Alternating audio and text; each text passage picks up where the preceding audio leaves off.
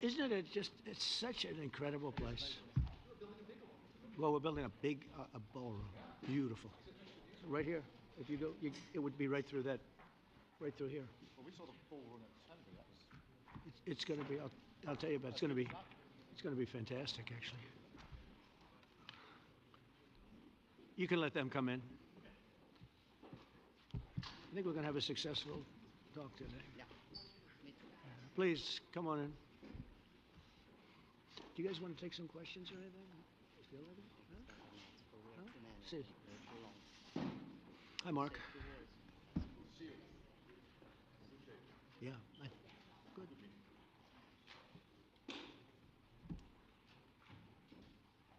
Well, thank you very much. It's a great honor to have you here.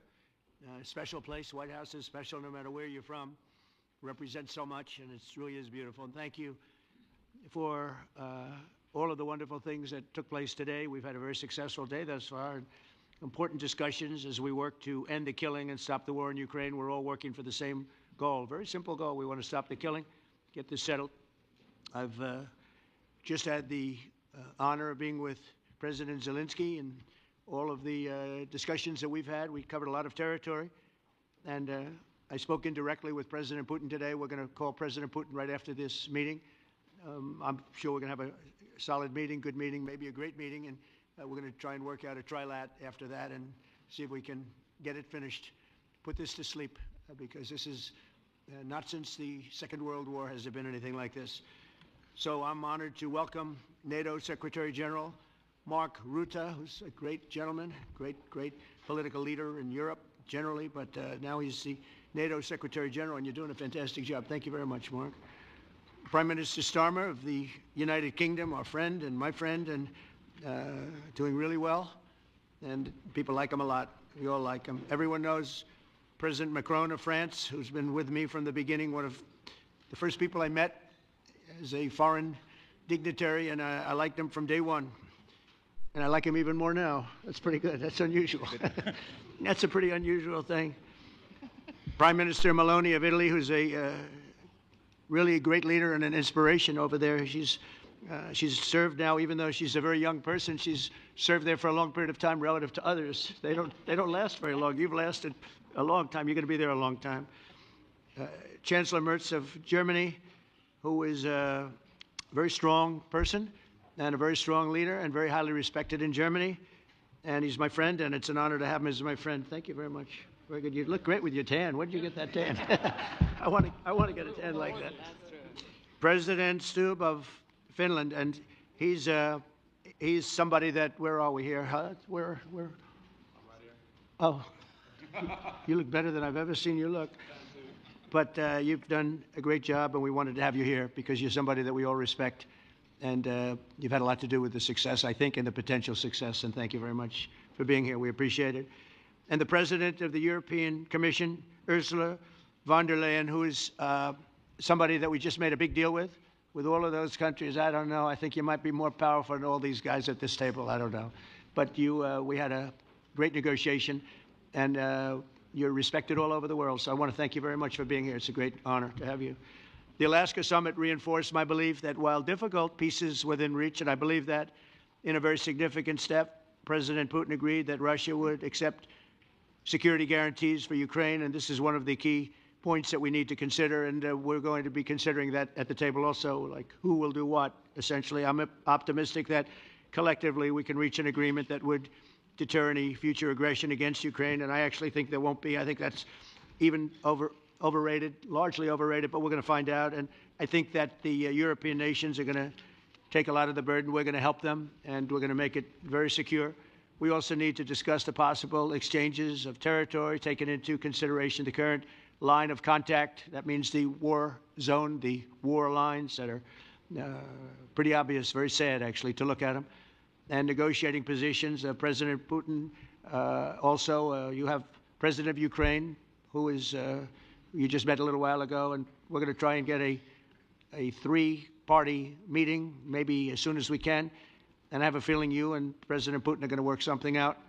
Ultimately, this is a decision that can only be made by President Zelensky and by the people of Ukraine working also together in agreement with President Putin. And I just think that's very good things are going to come of it. So I hope we have a good meeting. And if we can have a good meeting, I'll set up a meeting with President Putin. And if you'd like, I'll go to that meeting. And not that I want to do that, but I will do that because we want to save a lot of people from dying. A lot of people are dying, and we got to save them. We've got to save it. 5,000, 6,000, 7,000 people sometimes a week.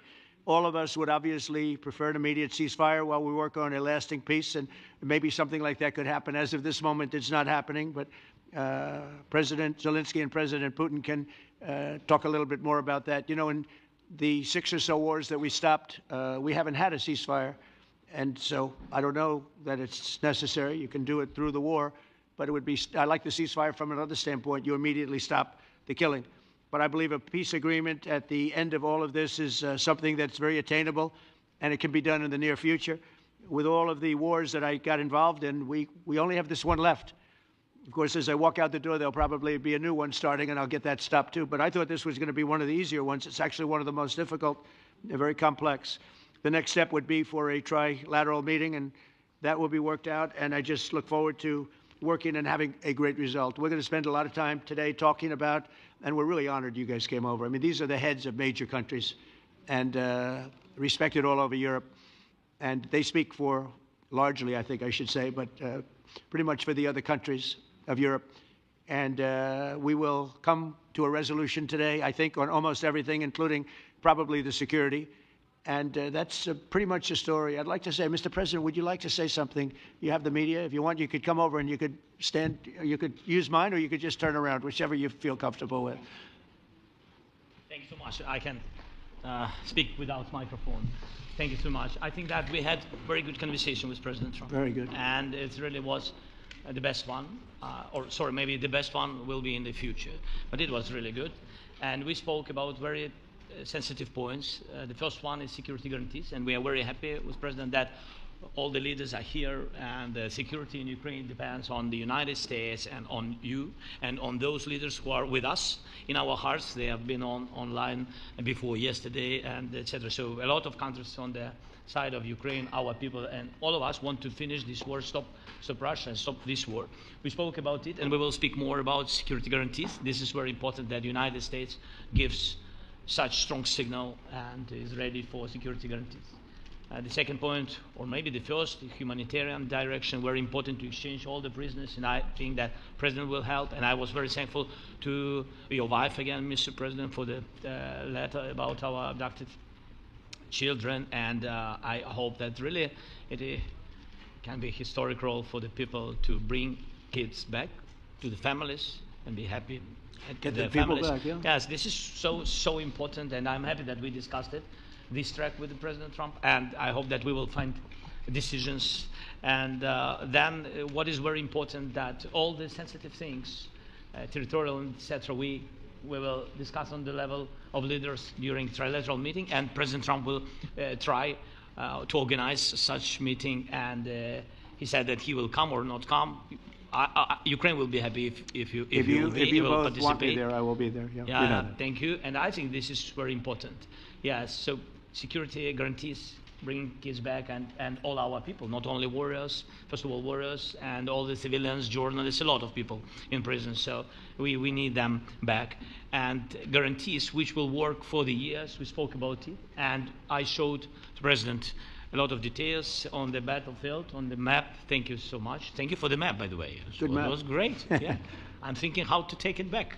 We'll get you. No. I think that we had constructive, specific meeting, and I'm very thankful to all the leaders who are here, and you help a lot, and so we're happy that we have such big unity today. Thank you, Mr. President. Thank you very much, for hosting us. Mr. President. I think you'll see that President Putin really would like to do something else. I think when we set that up, when we do, I think it's going to be when, not if. I think you're going to see some really positive moves. I know there's over 1,000 prisoners, and I know they're going to release them. Maybe they're going to release them very soon, like immediately, which I think is great. But we're going to set that up today after this meeting. So very good and great remarks. I appreciate it. Mark, as head of NATO, maybe you could say a few words, please. Yes, I will be very brief. I really want to thank you, President of the United States, dear Donald, for the fact that you, as I said before, broke the deadlock basically with President Putin by starting that dialogue. And I think it was in February that you had the first phone call, and from there we are now where we are today. And that is, I think, if we play this well, we could end this. And we have to end this. We have to stop the killing. We have to stop the destruction of Ukraine's infrastructure. It is a terrible war. So I'm really excited. And let's make the best out of today and make sure that from today onwards we get this thing to an end as soon as possible. I really want to thank you for your leadership, what you are doing for Volodymyr, but of course also all the European colleagues. It is really crucial. And the fact that you have said, I'm willing to participate in the security guarantees is a big step. It's really a breakthrough, and it makes all the difference. So also thank you for that. Well, NATO also has agreed from 2% to 5%, which is something that is a massive amount of money. And it's 2% that wasn't always paid to 5% that is paid. That's a big difference. And so we appreciate that. That was a great move. Thank you very much. Ursula, maybe on behalf of the Commission, you could say a couple of words. Yes. Thank you very much. It's a pleasure to be here. And it's a very important moment. Indeed, we are here, Europeans, as friends and allies. We had a fantastic NATO summit.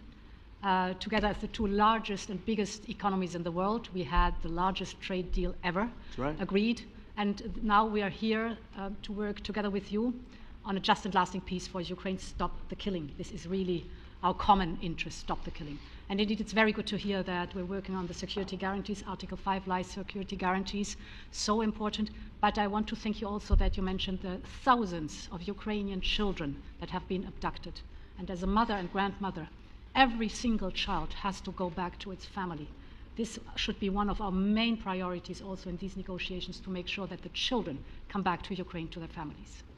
Thank you. And we did. I was just thinking we're here for a different reason, but we just a couple of weeks ago made the largest trade deal in history. So that's a big thing, and congratulations. That's great. Thank you very much, Ursula. Mr. Chancellor from Germany, a very great leader. Mr. President, Please. dear Donald, many thanks for having us today.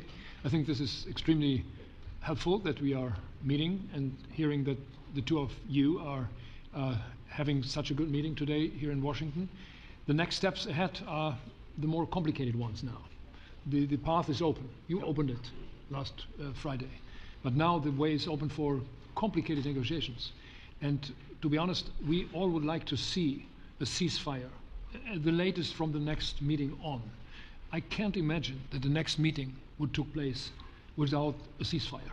So let's work on that, and let's try to put pressure on Russia, because the credibility of these efforts we are undertaking today are depending on at least a ceasefire from the beginning of the serious negotiations from next step on. So I would like to emphasize this aspect and would like to see a ceasefire from the next meeting, which should be a trilateral meeting wherever it takes place. Well, we're going to let the president go over and talk to the president, and we'll see how that works out. And if we can do that, I will say, and again I say it, in the 6 wars that I've settled, I haven't had a ceasefire. We just got into negotiations, and one of the wars was, as you know, in the Congo was 31 years long. Another one that we settled last week with 2 great countries was 35 years going on, and we had no ceasefire. So if we can do the ceasefire, great. And if we don't do a ceasefire, because many other points were given to us, many points were given to us, great points. Please, Georgia, go ahead. Well, thank you very much, Donald, Mr. President, for hosting us today in this important meeting. And I think it is an important day, a new phase, after 3 years and a half that we didn't see any kind of sign from the Russian side that there was a willing for dialogue. So something is changing, something has changed, thanks to you. Thanks also to the stalling in the battlefield, which was achieved with the bravery of Ukrainians and with the unity that we all provided to Ukraine. And the reason why I mention it is that we also have to remind that if we want to reach peace and if we want to guarantee justice, we have to do it united. So that's why it's a very good day, the one we are in. You can obviously count on Italy as it was from the beginning. We are on the side of Ukraine, and we do absolutely support your efforts towards peace. We will talk about many important topics. The first one is security guarantees, how to be sure that it won't happen again, which is the precondition of every kind of peace. I'm happy that we will discuss about that. I'm happy that we will begin from a proposal, which is the, let's say, Article 5 model, which was Italian at the beginning. So we are always ready to bring our proposals for peace, for dialogue. It's something we have to build together to guarantee peace and to defend the security of our nation. So thank you, Mr. President, for hosting us. Thank you very much. Emmanuel? Thank you, Mr. President, for organizing this meeting and for your commitment. And everything was said, but I just have to say here, everybody around this table is in favor of peace. And we work very hard, and we've worked very hard during the past few years to have a peace which is a robust and long-standing peace. This is why the idea of a trilateral meeting is very important, because this is the only way to fix it. And by the way, I think as a follow-up, we would need probably a quadrilateral meeting, because when we speak about security guarantees, we speak about the whole security of the European continent. And this is why we are all united here with Ukraine on this matter. In order to organize such a trilateral meeting, your idea to ask for a truce or ceasefire, at least to stop the killings, as we discussed, is a necessity. And we all support this idea. And in order to have such a long-standing peace for Ukraine and for the whole continent, we do need the security guarantees. And the first one is clearly a credible Ukrainian army for the years and decades to come. And the second one is our own commitment, all of us. And we worked very hard during the past few months amongst the coalition of the willings, with the support of NATO, to build the different pillars of security guarantees and our commitments. And you can be sure that the Europeans are very lucid about the fact that they have their fair share in these security guarantees for Ukraine, but their own security is clearly at stake in this situation. So you can count on us, as we can count on you, in order to deliver this robust peace for both Ukraine and Europe. Thank you very much, Emmanuel. Mr. Prime Minister? Thank you very much, Mr. President, and thank you for hosting us here. Can I start where Emmanuel started, which is we all want peace. The war in Ukraine has had a huge impact, particularly on the Ukrainians who've borne the brunt of it, but it's also had an impact on Europe and on the United Kingdom. There's not a family or community that hasn't been affected. And when we talk about security, we're talking about the security not just of Ukraine, we're talking about the security of Europe and the United Kingdom as well, which is why this is such an important issue. I think this is such an important meeting. As a group, I think we've had a discussion on the phone a number of times, Mr. President, but be able now to be around the table to take it forward. And I really feel that we can, I think, with the right approach this afternoon, make real progress, particularly on the security guarantees, and your indication of security guarantees, of some sort of Article 5 style guarantees, fits with what we've been doing with the Coalition of the Willing, which we started some months ago, bringing countries together and showing that we were prepared to step up to the plate when it came to security. With you coming alongside, the US alongside what we've already developed, I think we could take a really important step forward today, a historic step actually, could come out of this meeting in terms of security for Ukraine and security in Europe. I also feel that we can make real progress towards a just and lasting outcome. Obviously, that has to involve Ukraine, and a trilateral meeting seems the sensible next step. So thank you for being prepared to take that forward, because I think if we can ensure that that is the progress out of this meeting, both security guarantees and some sort of progress on trilateral meeting of some sort to bring some of the difficult issues to a head, then I think today will be seen as a very important day in recent years in relation to a conflict which has gone on for 3 and a bit years, and so far nobody's been able to bring it to this point, so I thank you for that. Well, thank you very much. And, you know, it's very interesting because this is the first for the White House. You can't say that very often. It's seen a lot over the years, since 1800, 1799, to be almost exact. But this is the first where we've had so many prime ministers, presidents, the heads of European nations. And by the way, Alex, I'd like you to say a couple of words, too. You're a young, powerful man. Before I finish up, I want you to say a couple of words. Go ahead. I'll take the notion of youth back to my wife and try to convince her. Thank you very much, Mr. President. I think in the past 2 weeks, we've probably had more progress in ending this war than we have in the past 3.5 years. And I think the fact that we're around this table today is very much symbolic in the sense that it's Team Europe and Team United States helping Ukraine. And the progress that we're looking out of this meeting is about the security guarantees, which are a big part of this. And then, of course, moving towards a process with a trilateral meeting with you and President Putin and President Zelensky.